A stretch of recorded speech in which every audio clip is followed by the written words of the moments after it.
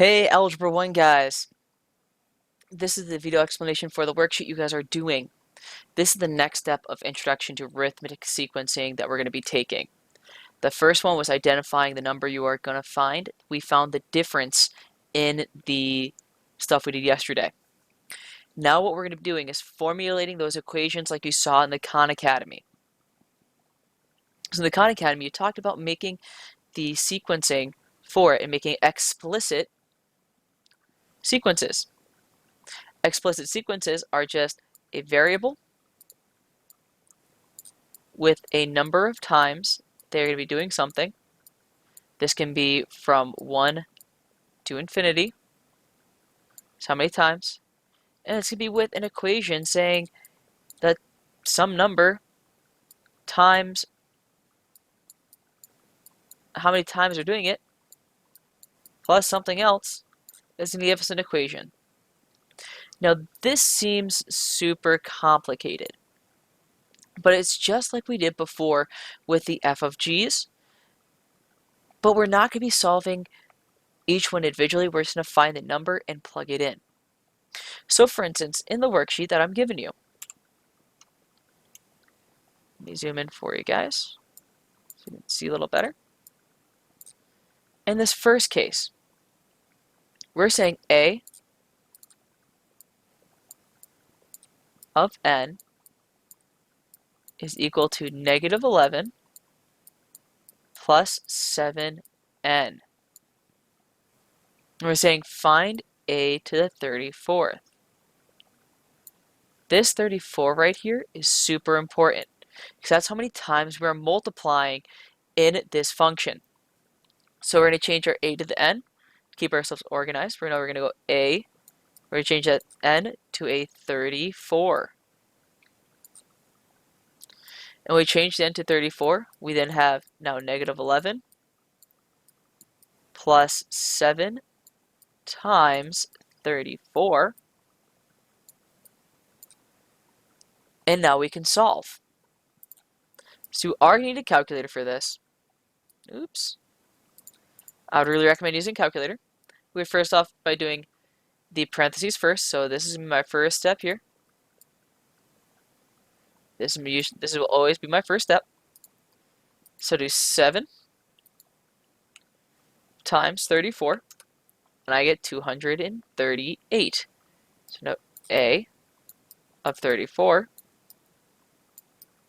is equal to negative 11 plus 238. The next step is to subtract 11 from 238, and you get a of 34 is equal to, again, feel free to use a calculator. I'm going to do it 2. So we get 277 as, or 227, my bad, as our answer. Now another practice what we can do, I'm going to make this one up. So let's say now we have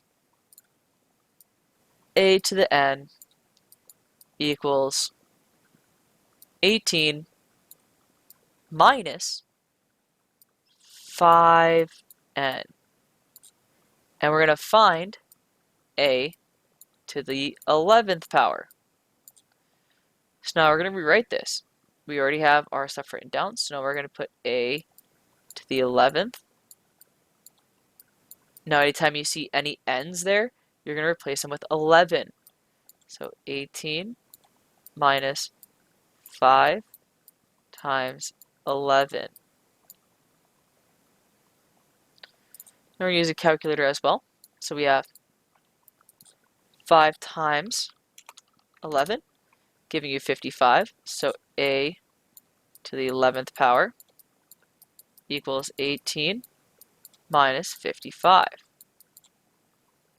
Now going back to our calculator, we can say 18 minus 55 gives us a is equal to negative 37.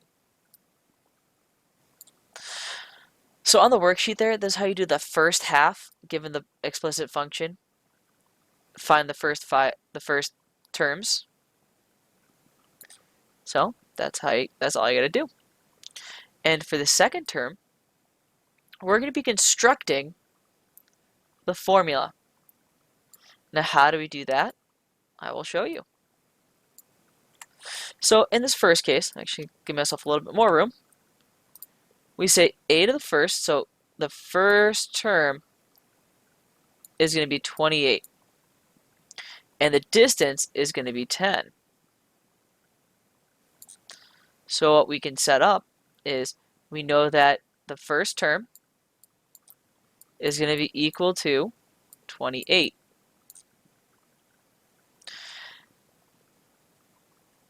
That means that something plus 10 gives us 28. So just going a little bit backwards, we can say that a of 20, or having a equals 28, and that we added 10 each time, what would be our original equation? Well, we just work backwards. So how do we go backwards? Well, we just switch the sign. So now we have a equals 28 minus 10. If you do that, we know a is going to be equal to 18. So we know our original starting number was 18. Now that we know the original starting number, we can now add the function onto it. So if we know it's 18, our a0 is going to be, I should call this a to the n. Will be more technical. Technically, it's a to the nth. It's going to be 18. What was original? A10. And then what's going to be added each time? Well, if this is original and this is what's changing, we're going to add 10 and to the nth power. That way, whenever we change the number, we have to multiply here to get our answer. And what's after the fifth term? Now that we have our original nth problem, we can get a to the fifth equals 18 plus 10 times 5, and see what we get. 10 times 5 is 50, so a to the fifth equals 18 plus 50, so a to the fifth equal 68. I know this section can be a little bit confusing, so I'm going to do one more example with you guys so we have a little bit more practice on it. So let's say another example could be a to the first is equal to 15. And we know the distance between it is 2. So, again, we know that this is after we multiplied everything through. So how do we go backwards? Well, we do 15 minus 2, because, 2 is going to be the first term. It's going to give us 13. This is our original number. So we say a to the nth is equal to 13 plus 2 to the nth power. Now we just add we want to know what the term after 5 times. So a to the fifth is equal to 13 plus 2 times 5. 2 times 5 is 10 plus 13. So now a to the fifth is equal to 23.